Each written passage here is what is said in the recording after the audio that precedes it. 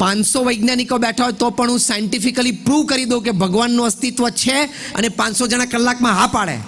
આ રિસર્ચ થયેલી છે બધી, ખોટું નથી. હમણાં university of Pennsylvania, university of Philadelphia અને અમેરિકાની એક સંસ્થા છે ચાઇલ્ડ ટ્રેન્ડ્સ, એના સીઈઓ છે ફિલિપ ફ્લેચર, અને યુનિવર્સિટી ઓફ પેન્સિલ્વેનિયાના 2 વૈજ્ઞાનિકો ડૉક્ટર H.G. કોઈંગ અને ડૉક્ટર એન્ડ્રુ ન્યુબર્ગ, એ લોકોએ એક પ્રયોગ કર્યો અને એબ્સોલ્યુટલી અ સાયન્ટિફિક એક્સપેરિમેન્ટ, પૂર્ણ રીતે વૈજ્ઞાનિક પ્રયોગ છે આ. આખા અમેરિકામાંથી, બહુ શાંતિથી સાંભળજો, આખા અમેરિકામાંથી 4000 વ્યક્તિઓને ભેગા કર્યા, 1000ના 4 ગ્રુપ કર્યા. પહેલા 1000 હતા નાના બાળકો 4 થી 12 વર્ષની ઉંમરના, બીજા 1000નું ગ્રુપ હતું 12 થી 22 વર્ષના તરુણો અને યુવાનો, ત્રીજું 1000 જણાનું ગ્રુપ હતું 22 થી 60 વર્ષની ઉંમર, એટલે જે રિટાયર્ડ હોય, જે વર્કિંગ ક્લાસ, જે કાર્યશીલ હોય. ચોથું 1000 જણાનું ગ્રુપ હતું 60 થી 80, એટલે જે રિટાયર્ડ હોય અને વૃદ્ધ હોય. એ 4 ગ્રુપને ભેગા કર્યા. Different caste, creed, colour, religion, nationality બધું જુદું, બેકગ્રાઉન્ડ. અમે અમેરિકા તો આખું હોતપોત છે, પોતાની વસ્તી છે જ નહીં, ત્યાં બધો ખીચડો જ ભેગો થયેલો છે, આખો યુરોપ ને આખા એશિયાનો. પણ across class, creed, nationality difference સાથે બધા ભેગા થયેલા. હવે સાયકો ન્યુરો સોફ્ટવેર્સથી એ લોકોના માઇન્ડ મેપિંગ થયા અને MRIs કર્યા, એટલે એબ્સોલ્યુટલી સાયન્ટિફિક એક્સપેરિમેન્ટ. હા, એ લોકોના બોડી ઓર્ગન્સના સિક્રિશન્સ, હાર્મોન સિક્રિશન, એ બધું માપવામાં આવ્યું. એટલે સ્પેશિયલ સાયકો ન્યુરો સોફ્ટવેર્સ તૈયાર કરવામાં આવ્યા પ્રયોગ માટે. અને MRIs ને માઇન્ડ મેપિંગ આ 4000 જણાનું થયું, બધાની ફાઇલ બની.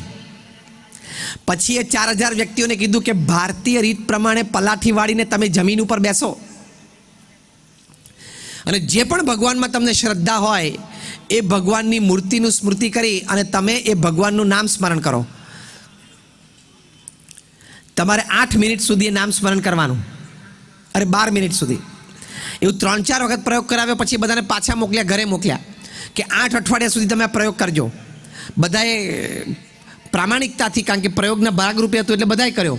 8 અઠવાડિયા પછી પાછા એ લોકોને પાછા બોલાવવામાં આવ્યા, પાછા બેસાડ્યા અને 3-4 વખત પાછો આ પ્રયોગ કરાવડાયો. પછી પાછા સાયકોન્યુરો સોફ્ટવેર વર્ઝન 2.0થી એ લોકોના માઇન્ડ મેપિંગ અને MRIs થયા. અને એમાં જે પરિણામ આવ્યા એ તમે university of Pennsylvania, university of ફિલાડેલ્ફિયાની વેબસાઇટ ઉપર વાંચી શકો છો. એ પરિણામો એવા આવ્યા કે જે 4 થી 12 વર્ષની ઉંમરના બાળકો હતા, એ લોકોએ રોજ 12 મિનિટ ભગવાનનું નામ સ્મરણ કર્યું. તો આ સાયકોન્યુરો સોફ્ટવેરના કન્ક્લુઝન રિપોર્ટમાં આવ્યું કે એ લોકોને 15 થી 23% એ લોકોની સ્મૃતિ, યાદદાસ્ત એટલે મેમરી પાવરમાં વધારો થયો. તમારા સંતાનોને 15% યાદશક્તિ વધે એ મોટો લાભ છે કે નહીં પરિવારમાં? એનું પરિણામ સુધરવા માંડે ને સ્કૂલમાં. જે 12 થી 22 વર્ષના હતા, એ ઘણા અહીંયા બેઠા છે, 12 થી 22 વર્ષની ઉંમર હતા, એ લોકોને 15 to 20% rise in their will power and confidence. આત્મવિશ્વાસમાં 15 થી 20% વધારો તરુણ વયમાં અને યુવાન વયમાં થાય તો એની ગભરાટ ઓછી થાય, મૂંઝવણ ઓછી થાય. જે 22 થી 60 વર્ષના હતા, જે બૌદ્ધ આપણે અહીંયા બેઠા છીએ, એ લોકોને પણ લગભગ અરાઉન્ડ 15% વધારો થયો બફર કેપેસિટીમાં, એટલે the capacity two observe shocks of life, એટલે કે જીવનના ઝાટકા સહન કરવાની શક્તિ, એમાં 15% વધારો થયો. આ યુનિવર્સિટી ઓફ પેન્સિલ્વેનિયામાં doctor H.G. Koenig, doctor Andrew Newberg, બધું નામ સાથે બોલું છું, તમે આ બધું જોઈ શકો છો વેબસાઇટ્સ ઉપર. લગભગ 15% વધારો દુઃખ સહન કરવાની શક્તિમાં થયો. કારણ કે જીવનમાં જેટલા ઝાટકા આવવાનો ને 22 થી 60 વચ્ચે આવી જાય. વ્યક્તિગત જીવન હોય, પારિવારિક જીવન હોય, વ્યવહારિક જીવન હોય, કંઈક ખોટ જાય, કંઈક સંબંધો તૂટે, તેમાં 15% વધારો સહનશક્તિમાં થાય તો જરા દુઃખ ઓછું લાગે ને. અને તમારા પરિવારને તમે દુઃખ ટ્રાન્સફર ના કરો, તમે જ ખમી જાઓ, તો એ લાભ છે મોટો. જો આ ભગવાનના નામ સ્મરણથી કેટલો લાભ છે, સાયન્ટિફિક પ્રયોગ છે. અને જે 60 થી 80 વર્ષની ઉંમરના હતા, એટલે કે રિટાયર્ડ અને old age people, they had about 23% increase in the strength of their immune system. એટલે કે રોગ પ્રતિકારક શક્તિમાં 23% વધારો. ડૉક્ટર્સ અહીંયા કોઈ બેઠા છે? હાથ ઊંચો કરજો જે ડૉક્ટર બેઠા હોય. જો આ બાજુ પણ ઘણા બધા ડૉક્ટર્સ બેઠા છે, આ બધું બધા બેઠા છે. 23% રોગ પ્રતિકારક શક્તિમાં વધારો થયો. તમારા વૃદ્ધ માતા પિતાને 80-90 વર્ષની ઉંમરે તમારે વર્ષમાં 5 વાર હોસ્પિટલ લઈ જવા પડે, એટલે એક જ વાર લઈ જવા પડે, તો એના તમારા બે માટે સારી વાત છે કે નહીં? તો એ ભગવાનના નામ સ્મરણથી થાય છે, એવો આ પ્રયોગ છે. તો ભગવાનના નામ સ્મરણથી તમારા જીવનમાં તમારી યાદ શક્તિ વધે છે, તમારો આત્મવિશ્વાસ વધે છે, તમારી દુઃખ સહન કરવાની શક્તિ વધે છે, તમારી રોગ પ્રતિકારક શક્તિ વધે છે. તો આ મફતનો ધંધો છે, આ કરવો જોઈએ કે ના કરવો જોઈએ? હા કે ના? કરવો જોઈએ. આ મફતનો જ ધંધો છે, આમાં કંઈ આપી નથી દેવાનું. તો સવારના પોરમાં આપણે ઘરે હોઈએ તો આપણી આ સંસ્કૃતિ છે, નહીં ધોઈને ચોખ્ખા કપડાં પહેરીને ઘરમાં જે નાનું દેવ મંદિર આપણે બનાવ્યું હોય, જે પણ ભગવાનમાં આપણને શ્રદ્ધા હોય, ત્યાં જરા 5-10 મિનિટ ઊભા રહીને થોડું નામ સ્મરણને ભક્તિ કરવી જોઈએ. સીધું નહીં ધોઈને કપડાં પહેરીને બ્રેડના ડૂચા મોઢામાં નાખીને ગાડી ચલાવવાની માંડવાની, એ આપણા સંસ્કાર નથી. સવારના પોરમાં નાયા ધોયા વગરનો ચા પીવે તો પશુ જેવું જીવન કહેવાય.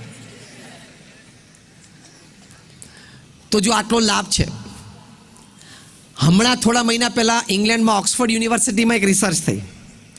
ઓસ્ટિયોપોરોસિસ નામનો રોગ છે, ડૉક્ટર્સને બધાને ખબર હોય, કે જેમાં આપણા હાડકાં નબળા પડી જાય, બ્રિટલ થઈ જાય અને પછી તૂટે વહેલા. બરાબર છે ને ડૉક્ટરો?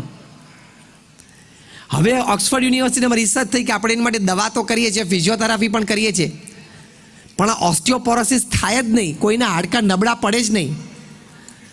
એની માટેનું કોઈ સંશોધન કરીએ, એટલે મૂળભૂતમાંથી આ વસ્તુને કાઢી નાખવા માટે બહુ સંશોધન, 8 વર્ષના સંશોધન પછી ઇંગ્લેન્ડમાં ઓક્સફર્ડ યુનિવર્સિટી, આ પણ તમે એની વેબસાઇટ ઉપર વાંચી શકો છો, એમાં 8 વર્ષના સંશોધન પછી એ લોકો તારણ ઉપર આવ્યા કે ભારતીય રીત પ્રમાણે જ્યારે મંદિરે જઈએ ત્યારે જે ભગવાનને સાષ્ટાંગ દંડવત પ્રણામ કરીએ છીએ, એવા 5 દંડવત પ્રણામ કોઈ કરે જીવનભર, તો ક્યારેય એને ઓસ્ટિયોપોરોસિસ નામનો રોગ થાય જ નહીં. આ શ્રદ્ધાની દ્રષ્ટિએ કે ભક્તિની દ્રષ્ટિએ કોઈ વાત નથી કરી. હા, સમજી રાખજો, આ શ્રદ્ધા અને ભક્તિની દ્રષ્ટિએ વાત નથી થઈ.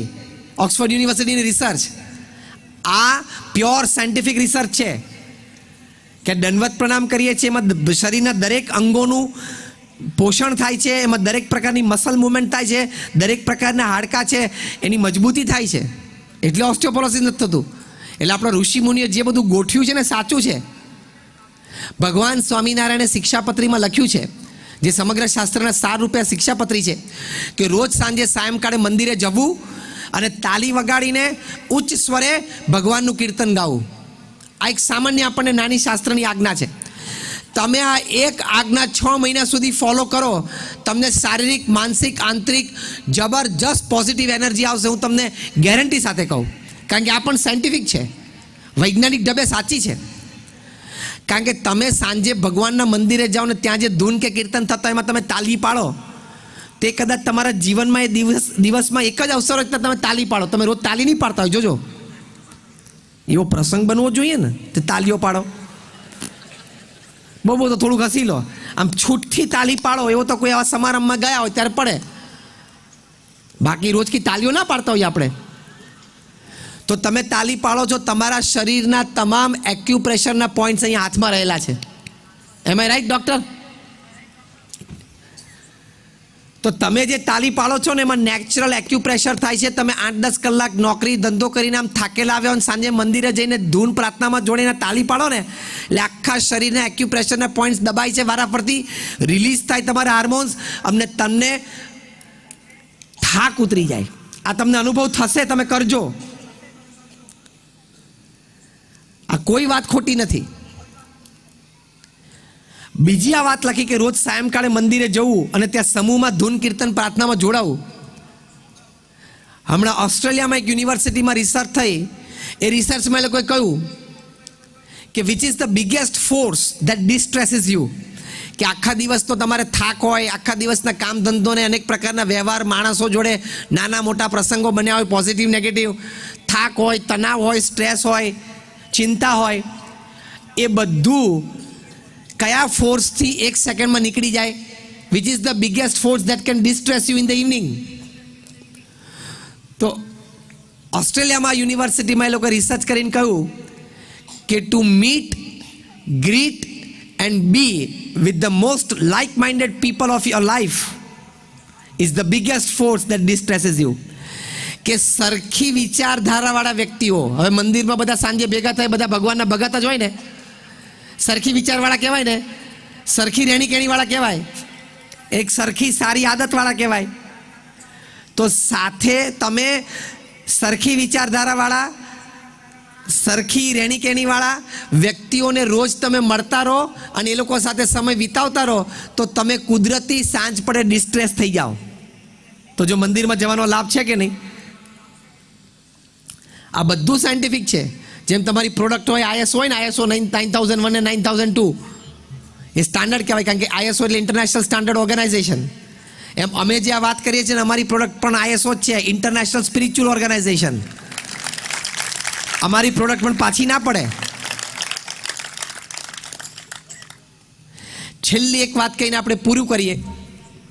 પ્રમુખ સ્વામી મહારાજે એક બહુ જ સરસ વાત તમામ પરિવાર સુખી થાય એની માટે કરી છે, સમાજ સુખી થાય એની માટે કરી છે, દેશ અને પૂરું જગત બધા સુખી થાય એની માટે એક અક્ષીર ઉપાય પ્રમુખ સ્વામી મહારાજે આપ્યો છે, અને એ છે ઘર સભા. પ્રમુખ સ્વામી મહારાજ કહેતા એમના વિશાળ અનુભવ પરથી, આ પ્રયોગ તમે આજે અહીંયા સત્સંગ સભામાં આવ્યા છો, અમે તમને નિસ્વાર્થ ભાવે આ વાત કરીએ છીએ, અમને તમારી પાસેથી કોઈ સ્વાર્થ નથી, પણ તમે અઠવાડિયે 2 વખત તમામ પરિવારજનો, તમારા પતિ પત્ની હોય, મા બાપ હોય, સંતાનો હોય, ભાઈ બહેન કંઈ સાથે રહેતા હોય, જે કંઈ તમે 3, 5, 7 જણા ભેગા રહેતા હો, બધાએ સાથે બેસવાનું for a pure spiritual session. એમાં પછી ટીવીની વાત કે બીજી કોઈ વ્યવહારની વાત નહીં, તમારે 25 મિનિટ માટે સાથે બેસવાનું.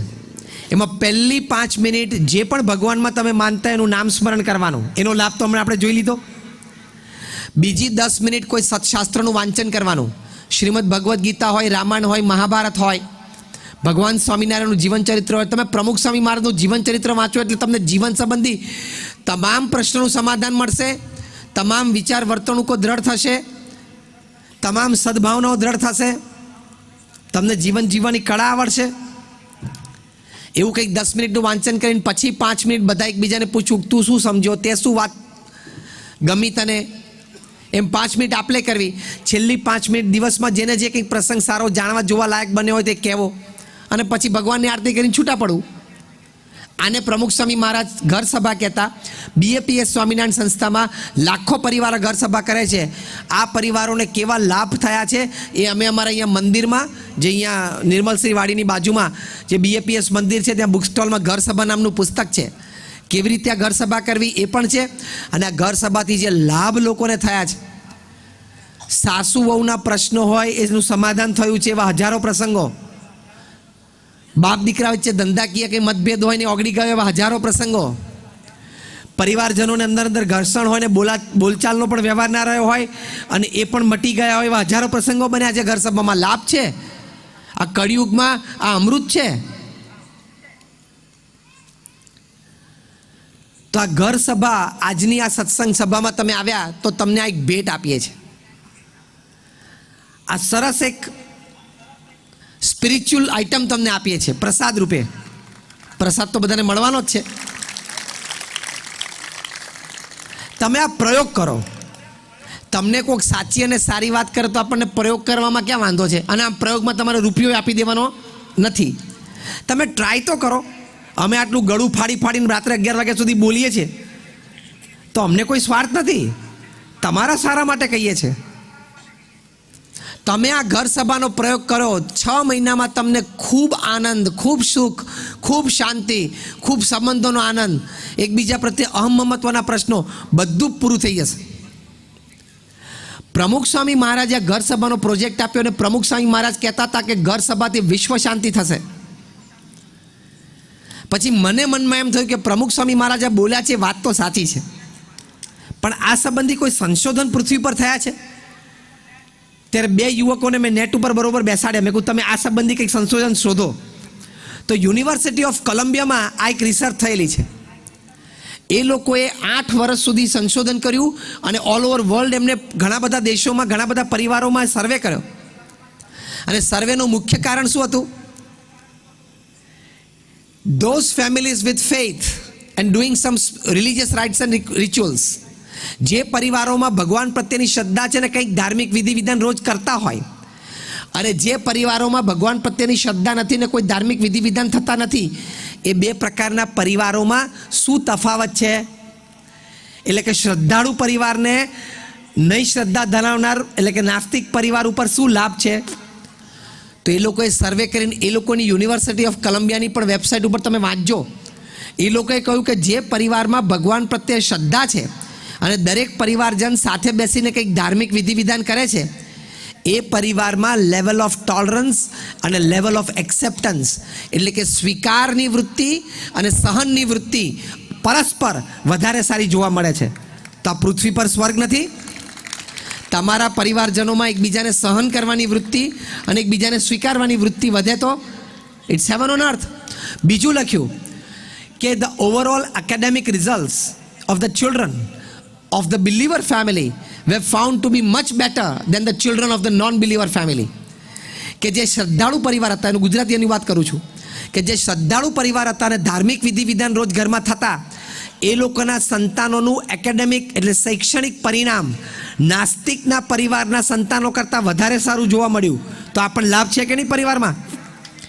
ત્રીજી વાત લખી છે કે the overall health of all the family members of the believer family was found to be much better than the overall health of the family members of the non-believer family. એટલે કે જે શ્રદ્ધાળુ પરિવાર હતા એના પરિવારજનોની તબિયત, એ લોકોની હેલ્થ, સ્વાસ્થ્ય એ ન માનનારા પરિવારના સભ્યો કરતાં વધારે સારી જોવા મળી. આવા 10 લાભ લખેલા છે. તમે કંઈક ધાર્મિક વિધિ વિધાનના ઘર સભા ઘરમાં કરો તો તમારા ઘરમાં સ્વીકાર અને સહન શક્તિ બે જો વધતા હોય, તમારા બાળકોનું શૈક્ષણિક પરિણામ વધતું હોય, તમારા બધાનું સ્વાસ્થ્ય વધારે સારું રહેતું હોય, તો આ કરવું જોઈએ કે ના કરવું જોઈએ? હા કે ના? હા કે ના? એટલે આવી રીતે આ સાચી અને સારી વાત છે. એટલે અમે પણ તમને આજે એક પ્રિસ્ક્રિપ્શન લખી આપ્યું છે. જેટલા ડૉક્ટર બેઠા છે ને કહું છું, પ્રિસ્ક્રિપ્શન લખી આપ્યું છે. જે બિલ્ડર બેઠા એને એક પ્લાન ઘડી આપ્યો છે અમે, એને કરેલો. હા, એને કરીને પ્લાન પ્લાસ કરીને આપીએ છીએ એક પ્રોજેક્ટ. હવે આ પ્રોજેક્ટ કરો તમે, તો તમે આ પ્રયોગ કરજો. આ બે વાત જીવનમાં રાખજો. વિચાર અને વર્તન સંબંધી શુદ્ધિ રાખજો, ભગવાનમાં શ્રદ્ધા સાથે ભક્તિ રાખજો. તો આવા અનેક પ્રકારના લાભ એની જાતે તમને પ્રાપ્ત થશે. તમે જીવનમાં સુખી સુખી સુખી થશો. તો if you know your limits, there is no limit to joy. If you don't know your limits, there is no limit to your problems. તો આજે ભગવાનને પ્રાર્થના કરીએ. ભગવાન સ્વામિનારાયણ, ભગવાન કૃષ્ણ, ભગવાન શ્રી રામ, પ્રમુખ સ્વામી મહારાજ અને મહંત સ્વામી મહારાજ જેવા મોટા સંતોના ચરણોમાં પ્રાર્થના કરીએ કે આ વિચારો આપણા જીવનમાં દ્રઢ થાય અને આપણે વધારે સુખી થઈ શકીએ. શ્રી સ્વામિનારાયણ ભગવાનની જય.